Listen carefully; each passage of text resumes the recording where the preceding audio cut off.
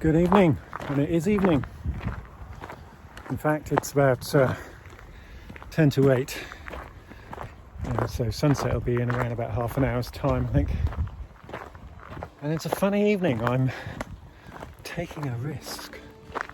I have come back to Durdle Door. 3 years ago I came here and I shot pretty much an all-nighter, and I did what was probably my best ever time-lapse of the Milky Way.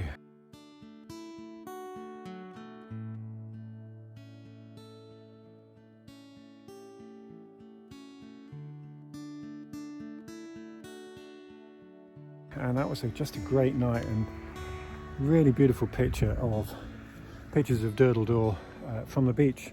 And at that time I still had all my Nikon gear. Tonight I've got some Nikon gear and some Sony gear, but I've also come with something new. Tonight I have come with my Move Shoot Move CFO Star Tracker, and so I'm quite excited to see what I can do with that this evening. It's a risk because, well, it's cloudy, and in fact the forecast is that it will stay cloudy until, well, about 11 o'clock. And then, according to my new favourite weather app, Clear Outside, it should clear. We should get down to something like about 3% cloud cover, rising to about 16% by 1 o'clock. Now that's important because peak core Milky Way time, or the only time it's visible in fact tonight, is going to be from about 11 o'clock through to about quarter to midnight. And so I'm hoping that this gap in the clouds will occur just as the Milky Way core becomes visible, and that it will remain visible until well, for the whole time that we have this break in the clouds. Eventually the clouds will roll back in, and then I will stop time-lapsing. So yes, it is a risk. The other risk, it's busy. I mean, it's middle of August. We're in the pandemic, and people have come to the south coast of England in large quantities. And as I arrived here, there were huge queues of people on the roads going the opposite direction. So hopefully a lot of them have left the coast, but some will still be there. And so I don't know to what extent, I really don't know how busy it is going to be. I hope it's not too busy. Clearly by midnight it shouldn't be busy, or by 11 o'clock hopefully it shouldn't be busy. So last time I was here I camped out on the beach basically. Well, I didn't camp, but I made up my position on the beach. And tonight though I want a different view, and so tonight the plan is that I'm going to be on the hilltop. Now it's going to be quite exposed. They're forecasting high winds this evening, so I think I'm going to get buffeted a bit. And so because of that, I have also brought some equipment to literally peg down my tripod.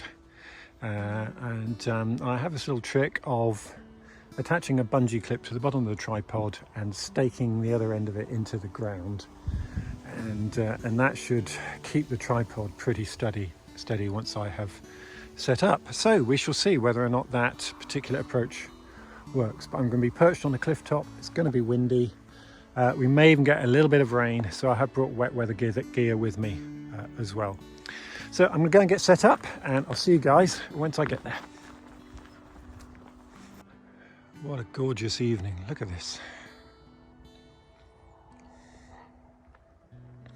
Now there is another reason I'm a little apprehensive about this evening, which is that the last time I came here and cut across the fields, as I'm planning to do now, it was May, and there were young cows in the field. I'm really hoping they're not going to be there this time. And they were very lively, and I actually thought they were going to overrun me at one point, and they got within literally pretty much an arm's length, and I had to really shout at them to ward them off and poke them with my walking stick. But I did get out, and I'm still here to tell the story, but I'm just hoping I have a calmer time of it this evening. That's interesting. There's supposed to be a track here, and well, it's been filled up. The gateway has clearly been filled in by the farmer, and so I'm going to have to go a little bit further on and then double back again, because this has just been turned into a field. That's great. It's going to add about an extra, I'm not sure, half a mile. Better step up the pace then.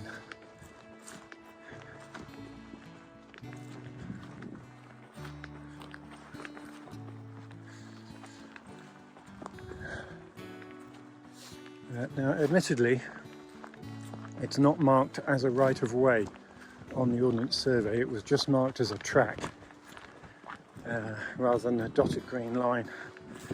So I didn't feel that I had the right to climb over this recently filled in gateway. What a beautiful evening. Skies could be quite dramatic as we come over the horizon here. It's going to be interesting to see. Another issue that I might face this evening is, well, are the togs really, which is fair enough. This is a popular place to come. There are endless pictures. If you Google Durdle Door, Milky Way, and this is going to be a popular time to go, because one of the reasons I've chosen tonight, as will other people I'm sure, is because it was a new moon yesterday, and there's going to be very little, very little of it tonight. I think the moon goes down before the galactic core rises, so I'm expecting to have good dark skies. I've also come here rather than staying out in the New Forest because honestly it's been a rubbish Milky Way season, and I really haven't got any satisfying shots of it this year, and I'm hoping that coming to the coast, looking south, will reduce the light pollution significantly, and hopefully there'll be clearer air over the sea.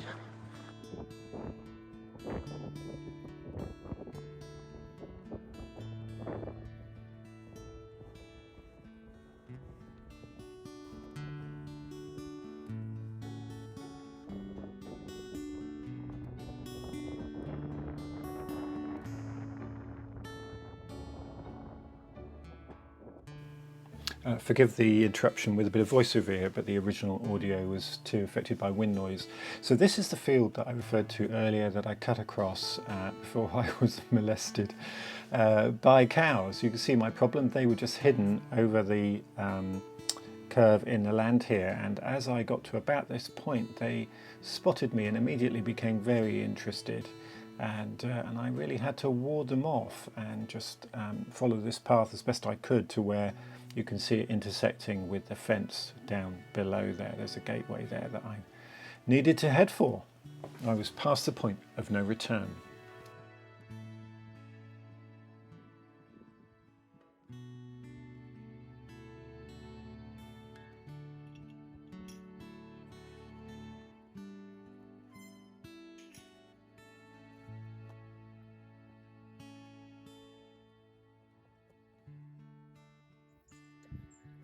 You might well be wondering why I'm here so early.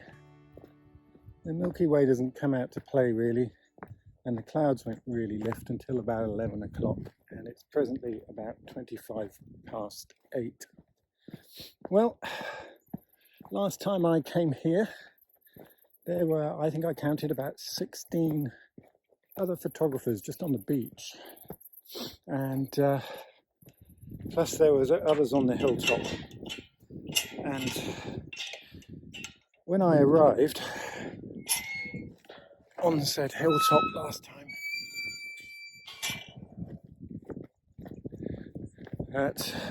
well, I don't know, it was pretty early. It was certainly before sunset. There was already someone encamped, set up for the night in the position that or one of the positions that I'd hoped to be in. So that was pretty dramatic. I'm about an hour later than I expected to be getting on site, and that's because there was this clifftop helicopter rescue going on and I couldn't get past. So I was asked if I would just wait, and that turned out to be a wait of, well, about 50 minutes, 55 minutes, something like that. So I thought, well, while I'm at it, I might as well make use of the time, and I decided to take a bit of footage of that with the iPhone, and then when it got too dark, to do that with the Sony RX10. And it'll be interesting to see how that comes out. If it's any good, I'll show you guys some of it. So I can hear a helicopter now, and not long ago, while I was parked, a Coastguard vehicle with flashing blue lights, and then I saw it at the end of this little grassy lane, and so it might well be that the Coastguard are looking for someone.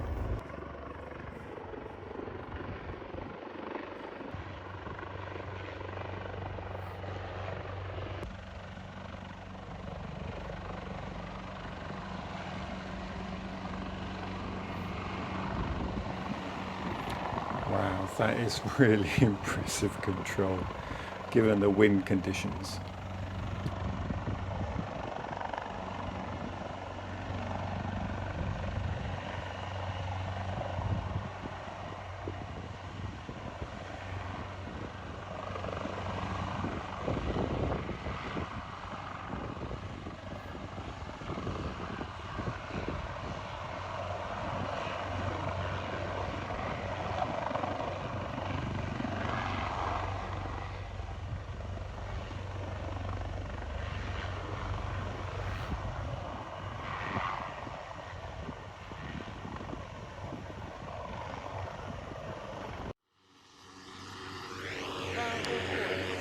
Well, I was hoping to go up that way, but at the end I'm not so sure what to do. I just give it 5 until the helicopter take it back off. Are you camping up tonight, or? No, well, I'm photographing. I'm just going to photograph the Milky Way, so I'll just hang around. Cool. I'm not in a hurry. Okay, cool. Yeah. It might be a little while, yeah? Yeah. When you see it take off, we'll be alright to good to go, alright?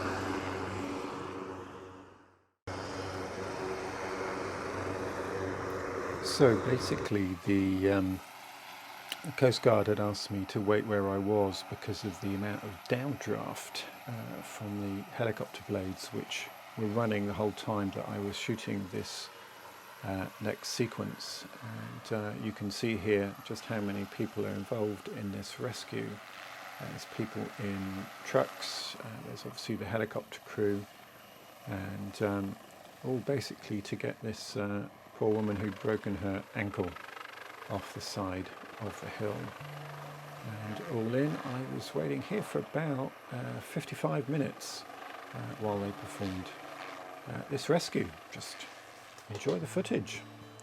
You'll be pleased to know, I'm sure, that the lady was absolutely fine. They took her off to hospital on no serious injury.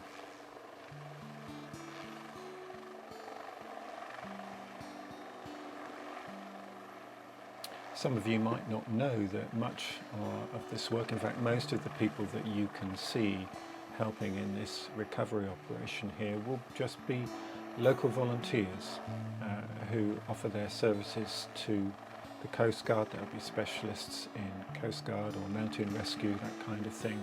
And they come out and they help and they give of their time for free for people in trouble. And what an amazing thing that so many people will come out and help someone to recover them in this circumstance. Absolutely amazing job.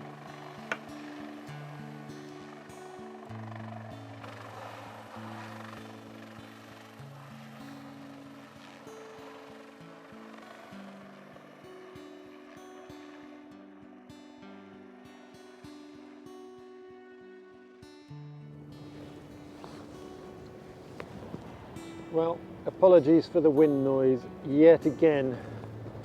I am out in another howling gale and trying to see what I can make of this crazy weather up on the top of the cliff above Durdle Door.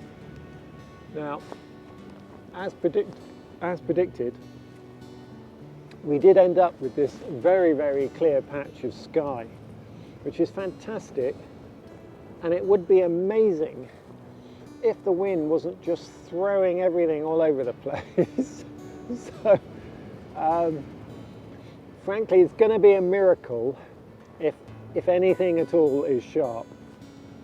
It's really, really blowing hard, and I'm actually starting to get quite cold, so I'm not sure how much longer I'm going to stay.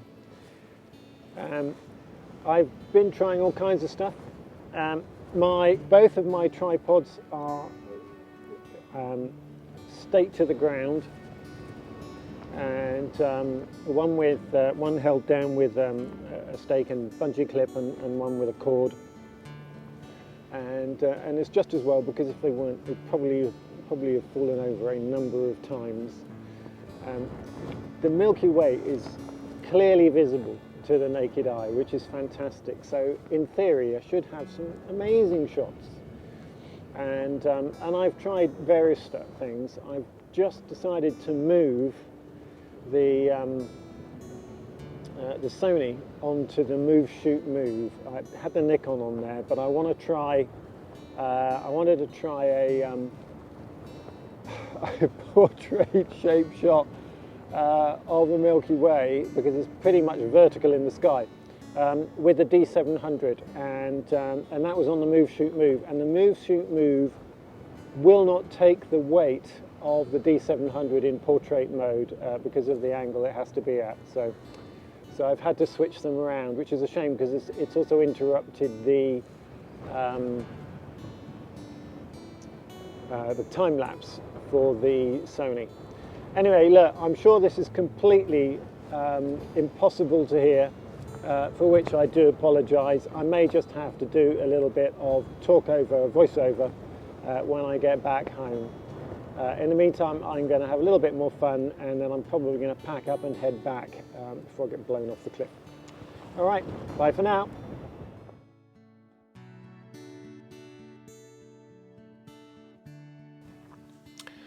Okay, Future Nigel here, back in the relative quiet and calm of my office. I thought I should just mention how things turned out. The time lapses, I did 2 time lapses, 3 in fact actually, one with the D700, 2 with the Sony, and I have to say that they were not great.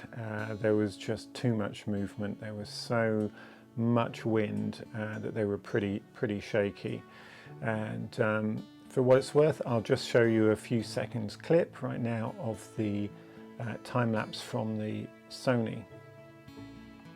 I'll also show you a quick clip from the D700. Now, I did manage to find enough good sharp frames from the footage from the D700 to be able to put together a fairly decent shot of the Milky Way actually. So this is a stacked image, and I'll show you that in a moment as we close this particular episode. And I also took an image earlier in the evening where there was still a little bit of light. That's really unusual, just shows the clouds kind of being shredded by the rising winds, and as they surprisingly kind of clear into this gap in the weather that leaves me just enough time to get some kind of shot. And those of you who know a bit about the night sky will see in this a little bit of the Milky Way core just showing through the clouds just right of centre, and also a little bit of glow in the clouds from Jupiter, which is really very bright in this image. I love this shot. It's really unusual. It shows the drama of the occasion. It's not as sharp as it might be. That's because it's a 3¼ minute exposure, taking in winds of about 60 miles an hour and rising in gusts. So it was pretty crazy. I feel lucky to have got either of these two images that I'm going to show you here. I love going out in dramatic weather. I love the challenge of being able to see what I can do despite what's going on. The second of the shots I want to show you, and there's only two today, is taken with the D700, and it's a minor miracle really.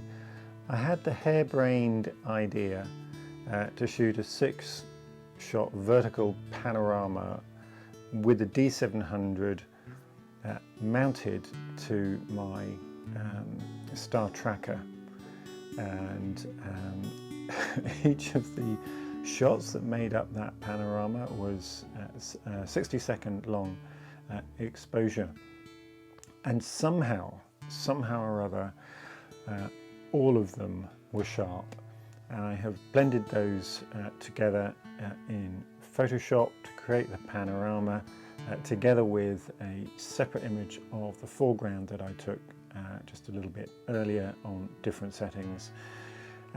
So I may tell you the story of that shot in a separate vlog. I think this one's gone on long enough for now, but I'll show you the image, and given the conditions, I've got to say I'm absolutely delighted with the outcome. So thank you very much if you made it this far. Thanks for watching. Do like, subscribe and share and all the usual stuff, and I'll see you again next week for our next little episode. Bye for now.